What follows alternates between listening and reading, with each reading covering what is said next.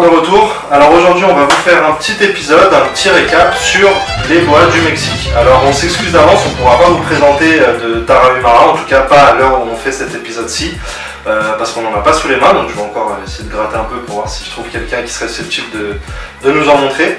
Donc dans un premier temps on va vous montrer ce qui est donc les sonoras, donc potentiellement le het léopard et le léopard, et puis également les Cancun. Donc voilà, pareil Guillaume, je te laisse faire une petite intro vite fait sur les boas du Mexique. Et puis moi je vous retrouve derrière l'appareil. Ça marche. Alors les Mexicains, on l'avait déjà vu, donc le Mexique ça va être la zone la plus septentrionale, je crois qu'on dit, c'est-à-dire qu'elle est au nord. C'est la zone de répartition la plus au nord. Elle va toucher les États-Unis. Ils vont se partager avec le désert du Sonora. Et on retrouvera jusqu'à ce désert du Sonora des spécimens. Il y a beaucoup de chances que dans un avenir proche, si les températures commencent à monter, que les boas d'ici peu puissent un jour traverser la frontière. D'ailleurs, je parle dans le premier épisode d'une communauté de boas entre guillemets qui a été implantée dans le sud de la Floride. C'est vrai, je connaissais pas ça. Ça m'intéresse. Qui survit aujourd'hui, en Floride, dans l'état sauvage. Au sud de la Floride, tout à fait. D'accord. Alors, il a été implanté, évidemment, mais maintenant ils y survivent, en tout cas, à l'état sauvage.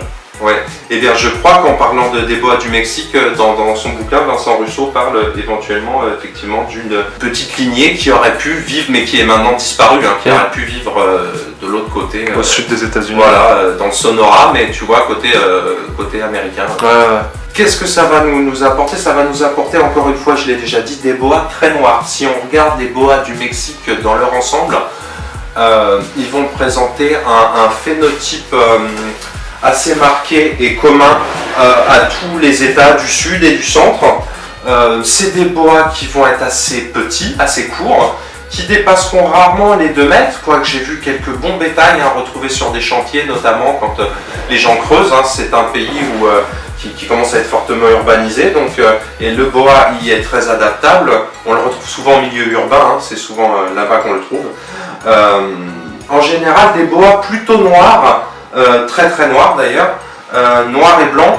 La forme la plus classique dans les États du Sud va présenter des ocelles qui sont cintrées, on le devine sur ce léopard, qui sont cintrés en leur milieu. Ça fait en fait 2 triangles qui se regardent sur les formes normales, tu vois, 2 triangles comme ça, et on dit que ça fait une ocelle en forme de sablier, si tu veux. Donc ça, vous le verrez plus sur la femelle qui est actuellement gestante, donc je la sors pas du terrain, mais on vous fera viens, voilà.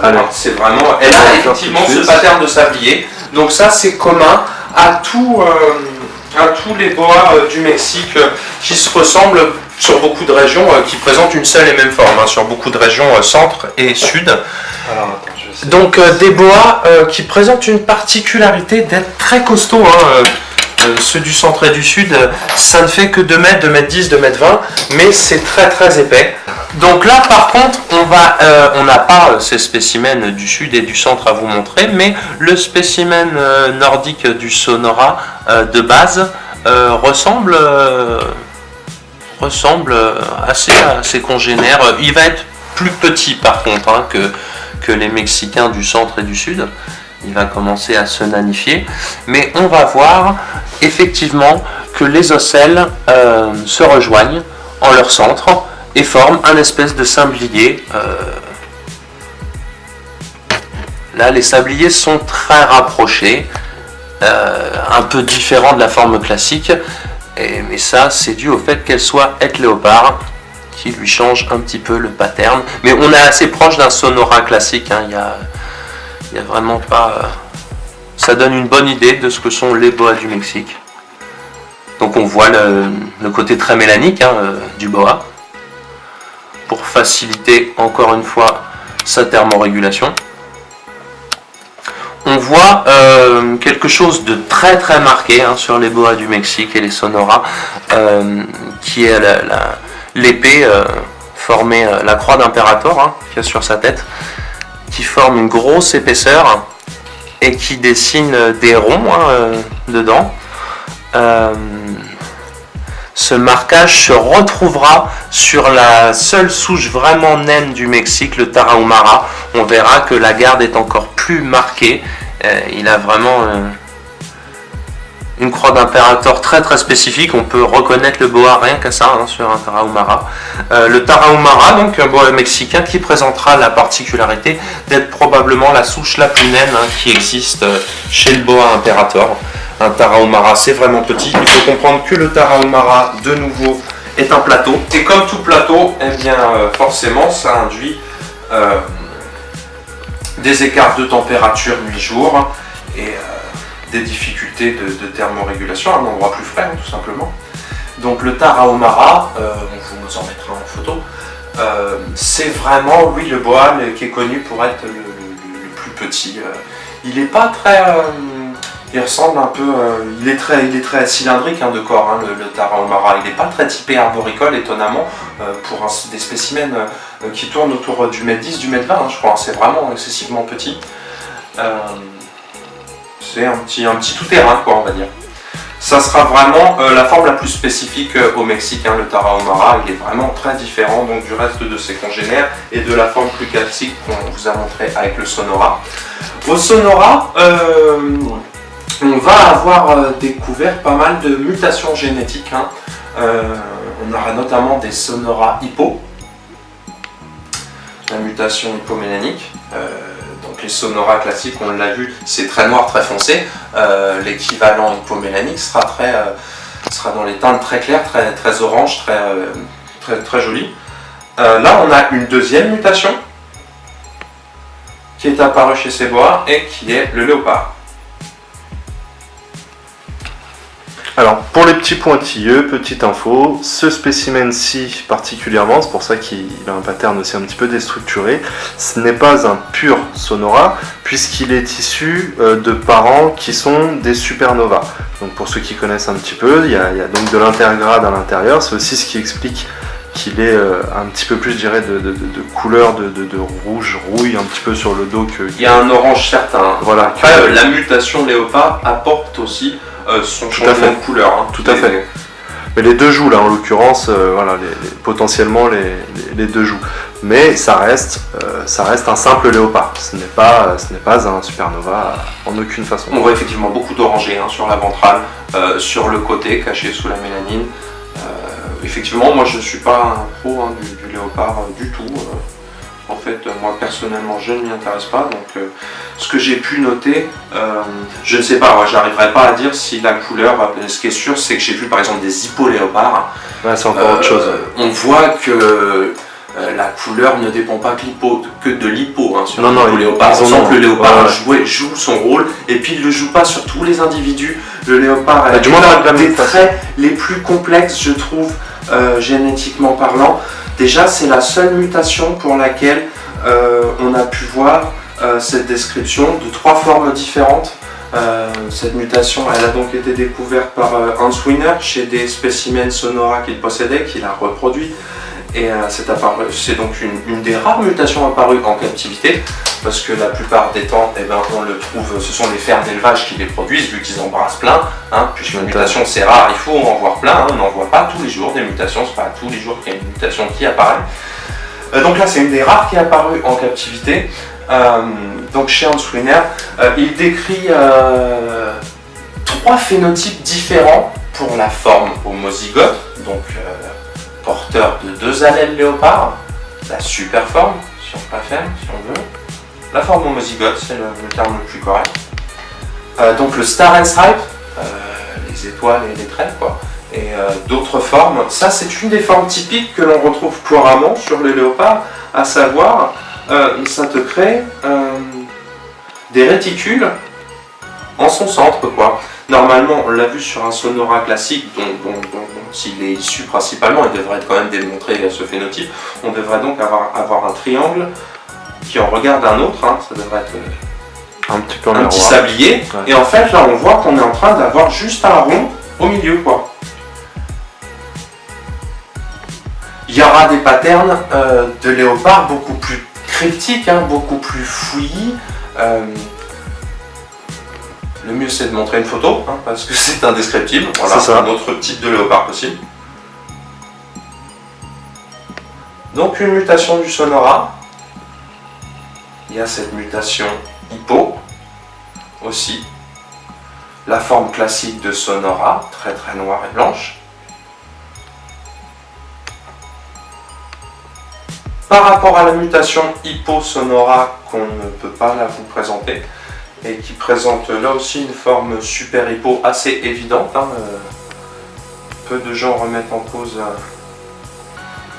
Alors justement, la ce différenciation serait- d'un super hippo sur le Sonora par rapport à un hippo. C'est Ouais. vrai qu'il y a un gros écart. C'est clair, visuellement. Et ce serait peut-être bien justement d'en profiter qu'on est dans le Sonora et dans le Léopard pour justement clarifier rapidement en tout cas les termes, parce qu'aujourd'hui personne n'est vraiment d'accord sur les termes génétiques à donner à cette mutation.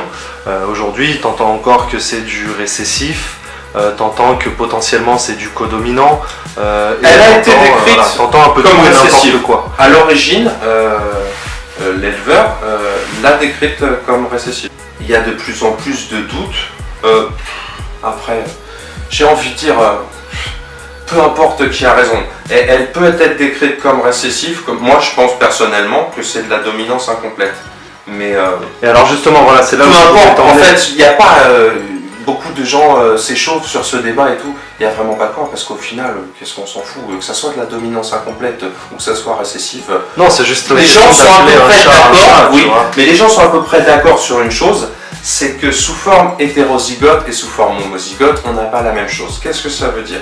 Homozygote, c'est quand vous avez deux allèles qui sont identiques. Hétérozygote, c'est quand vous avez deux allèles différents. Donc, sur une mutation, un seul allèle porteur de la mutation. Bon, on est bien tous d'accord que un homozygote, un spécimen 2 fois léopard, aura vraiment, réellement un phénotype totalement aberrant, il sera totalement mutant. Comme Là. celui que tu as dans les mains. Voilà. Et il y en a des plus abusés, parce Et il y que en a sur des les plus trois abusés, formes de ouais. léopard, je trouve que c'est la forme la moins abusée. Tu Ouais, vois. ouais. Il y a d'autres formes où là, ça sera encore peut-être plus évident pour les gens. Quoi. T'as vu, les losanges des flancs ne sont pas touchés, là. Il n'est pas extrêmement mutant hein, comme léopard. Il y a bien pire. Hein. Il y a bien pire. Donc déjà, voilà, la difficulté avec ce gène, c'est que déjà, il présente trois formes. C'est totalement aberrant, ça ne s'est jamais vu. Donc je pense qu'il est difficile d'avoir quelques vérités que ce soit à énoncer sur le léopard. Ça semble bien plus complexe que ce qu'on voit d'habitude. Hein. Déjà, moi, comment tu expliques là les trois formes? C'est quand même tout à fait hallucinant. Quoi. Ouais, c'est clair. Tu vois, un blood est un blood. Il n'a pas trois façons d'être un blood. Enfin bon, les autres mutations sont beaucoup plus simples. Hein. Carrément. Après, pourquoi il y a débat? Parce que les gens arrivent à percevoir la mutation sous forme hétérozygote, quand l'animal n'est porteur que d'un seul allèle léopard. Normalement, théoriquement, si c'est récessif, c'est impossible. Quand tu es récessif, quand tu es porteur récessif d'un gène mutant, d'un gène récessif, ça ne se voit pas par définition. Par exemple, dans l'épisode précédent chez les Nicaraguas, on a pu montrer la petite femelle Hippo et Anéri qui vient de chez toi. Voilà, elle On voit était l'hippo. hypo visuellement. On ne pouvait pas voir la mutation Henry qui est récessive. L'éleveur le sait, génétiquement, il le sait parce qu'il l'a reproduit avec quelqu'un qui était homozygote et donc qui a forcément passé un des deux allèles, il le sait mathématiquement parlant, maintenant ça ne se voit pas. Et là en fait, sous cette mutation, on verra visuellement, mais pas tous ne sont pas évidents, mais Tout à fait. la plupart des hétérozygotes, des porteurs de léopard qui ne devraient pas le montrer, on voit qu'ils sont porteurs. Et ça pose un problème dans la récessivité, car normalement, on ne devrait pas le voir. Ils sont, pour certains, quasi 50% léopards. C'est Et ça. pour certains, Ils sont très typés, ils sont très ils sont très typés. Ouais, Voilà. Donc, ceux qui veulent que ce soit de la récessivité ont appelé ça des marqueurs hétérozygotes. Ce qui, en tant que définition même, moi, me dérange. Définis avec marqueurs, quand tu vois des marqueurs hétérozygotes, c'est que c'est dominant. Quand la mutation c'est ça. se voit, parce que c'est ça que ça veut dire marqueur hétérozygote, c'est une façon d'enrober D'enrober le truc. d'enrober le truc. C'est ça? Ah oui, mais il y a des marqueurs qui me permettent de... Ah mais quand tu vois, c'est que tu vois la mutation. C'est ça. Si tu vois la mutation, c'est que c'est dominant. Si en première génération tu vois la mutation, c'est par principe c'est dominant. Moi je pense que c'est de la dominance incomplète et que sur les premières reproductions, j'aurais fait la même erreur probablement et on l'aurait tous fait. C'est sûr. Dans le sens, il est très possible que, voilà, admettons j'ai ce léopard qui me vient de la nature, je sais pas ce que c'est. Je le reproduis avec un classique et j'obtiens pour moi que des classiques. forcément je pense que c'est récessif. Tout à fait. Eh bien, en cas de dominance incomplète, il y a un truc vicieux, c'est que la dominance incomplète est un système d'hérédité où les petits vont être plus ou moins marqués. C'est de la dominance, donc ils sont mutants dès la première génération, mais c'est plus ou moins invisible. Mendel, quand il faisait la comparaison avec les fleurs, si vous imaginez une population de fleurs blanches, non mutantes, et qu'apparaît au sein de cette population une mutation rose, de type de dominance incomplète, si vous reproduisez la fleur mutante avec la fleur blanche, vous allez obtenir des petits qui vont avoir différents degrés de rose. Certains seront des fleurs blanches à peine teintées de rose, tu vois ce que je veux dire? Tout à fait. Et tu peux prendre cette fleur à peine teintée de rose pour une rose blanche, pour une rose non mutante, tu peux la prendre pour un classique. Et tu en auras d'autres qui seront beaucoup plus roses où ça se verra. Et peut-être que c'est tout simplement ce qui s'est passé avec le léopard. Peut-être qu'il a fallu plusieurs reproductions, plusieurs générations pour commencer à voir en première génération que la mutation léopard se voyait sur les hétérozygotes. Tu peux très bien ne pas avoir de bol et faire 5 reproductions où la mutation se voit sur les hétérozygotes, j'ai envie de te dire, à 5%. Tu le vois à peine, tu as juste un... Et tu te dis, ouais, c'est récessif, ils sont classiques. Parce que cette toute petite aberration, tu n'y as pas fait gaffe. Tu t'es pas dit, c'est peut-être le début de la mutation qui se voit, tu vois ce que je veux dire? Tout à fait. Et peut-être qu'il a fallu 4, 5, je ne sais pas combien de reproductions pour commencer à voir. Maintenant, ce qui est sûr, c'est que oui, j'ai vu des reproductions où les hêtres étaient mais quasiment comme le tien là. C'est ça. Des ronds là, comme j'ai vu des hêtres à ce niveau-là qui présentaient le léopard presque à 7. Il n'est pas spécialement marqué celui-ci. C'est pour ça que quand tu l'as sorti, c'était hors caméra. J'étais pas sûr moi que ça soit un homozygote, j'étais même pas sûr que ça soit un léopard. Ça peut être un être très très très marqué. C'est ça, ou un léopard pas très marqué du coup. Exactement. Exactement. Donc c'est ça qui va être tendu, qui va être difficile avec les mutations de dominance incomplète. Les formes et les superformes ne sont pas toujours évidentes à différencier. Elles sont même pas évidentes à... Pour moi, la mutation a été mal nommée en tant que récessive, mais ça n'engage que moi. Et je pense aussi, pour le coup, on en a déjà discuté de ça et là-dessus, je t'en rejoins. Ça peut. Je pense que c'est de la dominance. Je veux bien aussi qu'on prouve que c'est récessif, mais il faut m'expliquer toutes ces aberrations, ces impossibilités, genre les hêtres qui montrent la mutation. Ça, c'est pas possible. Assez space. Salut à tous et bienvenue chez Juju qui nous accueille aujourd'hui au sein de son élevage. Alors on est venu l'emmerder un petit peu parce que je voulais prendre quelques images de ces sonoras pour pouvoir vous les incruster dans l'épisode pour les boas du Mexique. Donc on va en profiter vu qu'il y en a quelques-uns qui sont plutôt sympas. Ce sont des phénotypes qu'on n'a pas pu encore vous filmer parce que chez nous on les avait pas. Donc voilà, on est chez Juju pour profiter un petit peu d'elle, profiter un petit peu de ses installations. et puis on va vous montrer tout ça les amis. Allez c'est parti. Donc on était avec les boas du Mexique. On avait vu donc un phénotype principal situé dans tout le Mexique, depuis le sud jusqu'au centre, surtout très central, et que ça commençait à se différencier vers le nord, que les boas du centre allaient présenter un boa assez courteau, pas très très long, une femelle normale, 1m90, 2m10, 2m20 au max, tu vois, mais pas un truc forcément pas très très grand, pas des tailles de 3 mètres comme on trouve en Colombie, mais excessivement trapu, des trucs vraiment très costauds. Par exemple, il y a ce boa qu'on avait trouvé, là on mettra là, c'est dans l'état de Tabasco qu'on l'a trouvé celui-là. Cet état est attouchant à d'autres états connus de l'état du centre, comme les Tamaulipas, comme le Chiapas, c'est juste à côté du Chiapas par exemple, qui présentent les mêmes phénotypes de boa. Donc des trucs à la fois des boas très noirs, beaucoup de mélanine, on est sur on verra aussi bien dans la zone la plus nordique du boa, il commence à faire suffisamment froid pour qu'ils aient envie d'être très noirs, tout comme dans les zones aussi très sud. En fait, il y a vraiment cette médiane au milieu qui est le bassin amazonien qui va être très chaud et très humide. Et plus vous vous éloignez du bassin amazonien, soit par le sud, soit par le nord, vous allez obtenir des zones plus fraîches.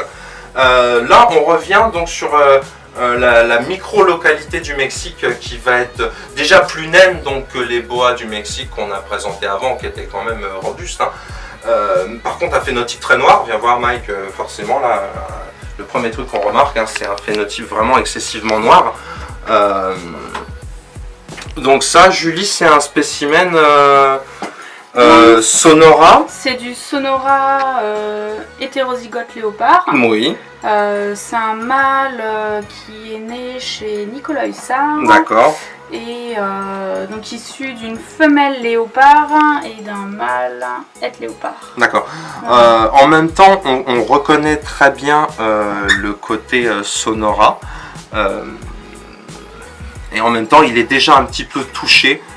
Commence déjà à être un petit peu déformé par la mutation léopard. Hein. On voit le côté... C'est pour ça qu'on le montre dans les Sonora pure souche, parce qu'il a encore énormément de Sonora en lui. Le premier truc que je remarque et que tu dois filmer, Mike, c'est la croix d'Imperator qui... Vous voyez, elle présente des largeurs là à l'arrière de la tête. Vous voyez comment elle s'élargit. Vous voyez ce rond blanc en inclusion à l'intérieur. Et tu vois, ça fait un premier grossissement et un deuxième là par derrière. C'est très très typique des boas du Sonora. On va le retrouver sur la localité, la seule vraie localité pour moi qui est vraiment naine au Mexique, le Tarahumara, va avoir cette garde d'épée extrêmement fournie, extrêmement... on va le retrouver sur le Longicoda aussi. Ouais. On va retrouver ce genre de garde sur le Longicoda que tu as aussi. Ouais. À croire que tu aimes bien ce phénotype. Donc... On voit aussi très bien, comme tu l'as expliqué dans la première partie de la vidéo, notamment sur celle-ci, la forme de l'ocelle.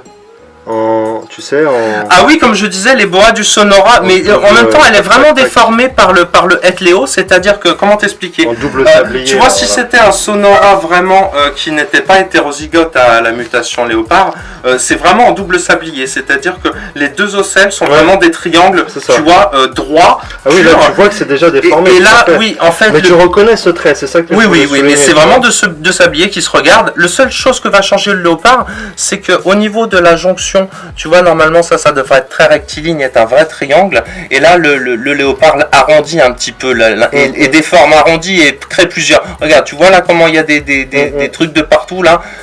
Ça serait un simple Sonora, tout ça serait droit. Tu vois là le rond que ça fait là sur le, tu vois, ça déforme, ça fait des formes de fantômes, ça ondule, ça n'ondulerait pas, hein. C'est vraiment deux triangles qui se regardent sur un Sonora classique et qui créent un sablier, voilà. C'est ça, comme les premiers. Ouais. Comme les premiers devants, exactement. Les premiers devants sont très typés Sonora, mais même, je vois déjà la déformation dès les premiers deux. Mais bon, c'est vrai que ça ressemble fortement à un Sonora.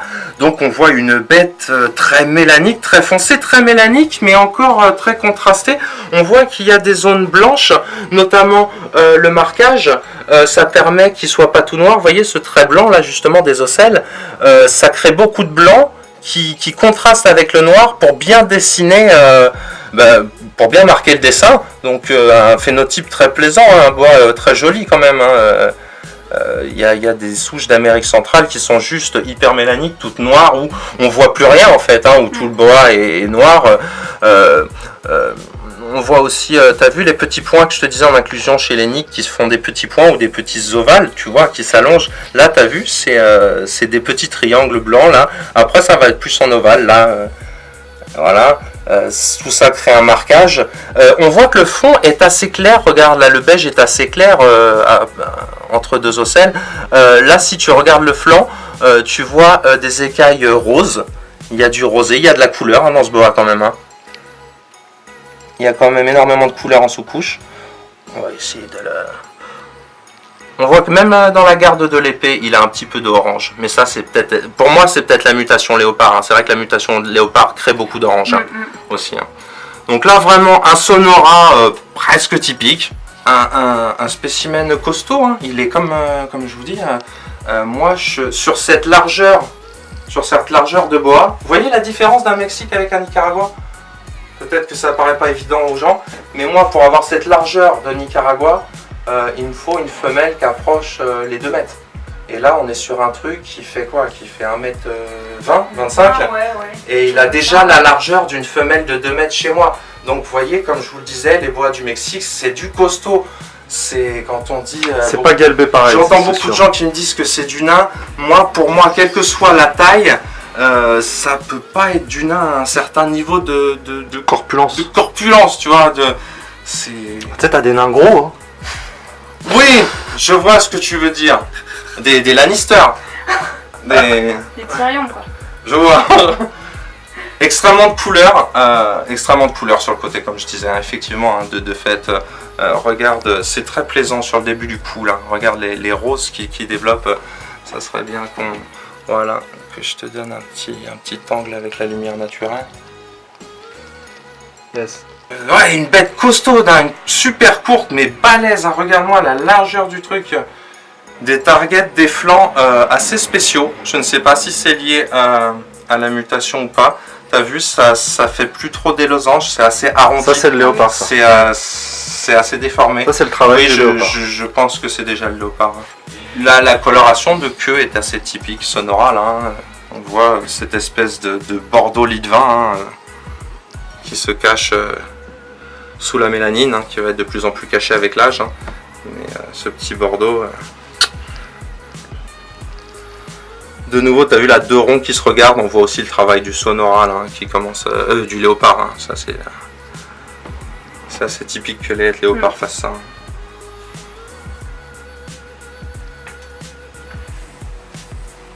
Donc voilà, encore un autre phénotype un peu plus proche du classique, on va dire, même si le du ventre est très marqué. Hein. T'as vu comment il est marqué ce boa enfin, même si on voit déjà c'est incroyable quoi. Le travail ah du puis léo. Il y a une quantité de noir qui est incroyable. Il y a quasi plus de place pour le blanc en fait. Hein. Et effectivement une lignée d'orange sur le...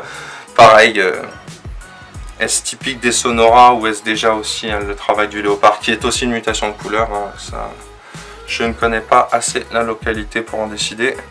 Et puis ça peut être un peu des deux hein, aussi. Hein. Donc voilà, disons que si vous voulez savoir ce qui caractérise un Sonora, ça va vraiment être ce noir intense, très très joliment relevé par le blanc. Cette garde d'épée vraiment typique, très grosse, très épaisse, une forme de tête assez spécifique. Hein. C'est vrai que moi là tu montes juste la tête, je reconnais la lignée léopard de Hans Winner. Quoi. Ils ont une tête ces boas là, une formation osseuse qui... Quand tu les regardes, ça ne peut être que quoi. Tu vas nous montrer un autre phénotype un petit peu pour voir alors, on va différence. Un léopard, par contre, on va te montrer vraiment là. C'est ça qu'on regarde après. Oui. On va voir un léopard. Donc le léopard sous forme. Un léopard, ce qui est bien, c'est qu'on va pas avoir la forme du léopard que tu avais toi. C'est ça. On va avoir une autre forme. La Star and Strike. Voilà, j'avais dit qu'il y avait des formes comme le Star and Strike. Toi, tu as une forme qui fait des ronds hein, en fait. C'est ça. Les ocelles qui donc sont à la base de triangles, là, qui se regardent, de triangles comme ça, et la tienne, elle se transforme en rond, qui est des fois un peu cintré en son milieu. Hein. Tout à fait. Et ça fait. Et là, on voit. Eh ben, viens. Elle est un petit peu tendue, mais merde, c'est normal. On va pas l'embêter non plus. Voilà, on pense qu'elle est gestante, donc on va pas manipuler pour rien et pour stresser bêtement. Moi, ce que je peux vous dire, là, vous n'aurez peut-être pas la proportionnalité vu qu'elle n'est pas dans mes bras. Pareil, hein, c'est comme le mâle que je viens de sortir, c'est un truc super courteau. Là, je vois un boa d'1m30, pas plus. Hein. Ça, à mon avis, il ne peut pas faire beaucoup plus d'1m30. Pourtant, de nouveau très costaud, j'arriverai jamais moi à cette proportionnalité-là sur du nick. Hein. Je peux pas sur des boas petits que ça en longueur. Ouais. J'aurai jamais une telle largeur, hein, c'est pas possible. Quoi qu'il y a certaines souches de nick où tu y arrives, je pense à l'ânerie type 2. L'ânerie type 2, tu peux avoir des spécimens assez courteaux comme ça, pas très longs et qui obtiennent cette largeur. Ouais. Quand tu regardes la queue, là, effectivement, moi, pour ta gestation, je vois les écailles qui sont écartées. Hein, je vois la peau entre les écailles. Ça me semble plutôt bon. Hein, ça me semble plutôt bon. C'est pas une énorme portée non plus, mais je pense que peut y en avoir 9. Hein. Il y en avoir 9 là-dedans. Donc là on voit la mutation de couleur qu'est le léopard. Hein. Regarde la tête, comment elle est rosoyante. L'œil est noir, hein, t'as vu? Anthracite en plus, pas tout à fait noir, hein, c'est une espèce de gris. La mutation de couleur sur le pattern, après hein, elle a une espèce de gris étrange. C'est pareil. Elle est très jolie cette femelle, elle est très très contrastée. Hein. Tu vois les petits roses qu'il y a sur sur le flanc là, à la place des losanges des flancs, donc c'est bien ça hein, sur l'hétérozygote. Hein, il était aussi, je te disais, les losanges étaient colorés. Je pense que ça venait du léopard, hein, vu que ça donne sous forme homozygote. Et effectivement, on voit un beau stripe, sur la queue, hein, à partir de la mi-dorsale, hein, jusqu'au bout de la queue. Hein. Ouais, laisse-la, elle n'en meurt pas. C'est marrant, on obtient vraiment des couleurs, presque des écailles qui approchent les couleurs de vert, hein, en fait, hein, de kaki et de... une mutation vraiment intéressante. Voilà, moi je trouve que toutes les formes de léopard ne sont pas égales. Hein. C'est sûr qu'il y en a des beaucoup plus aberrantes. Celle-là est beaucoup plus aberrante que la première qu'on vous avait montrée. Forcément, dans les combos, ça sera plus aberrant hein, aussi. Hein. Si vous rajoutez de l'albinos dessus, là-dessus, sur cette forme plus aberrante, eh bien ça vous fera voilà, quoi, quelque chose de plus...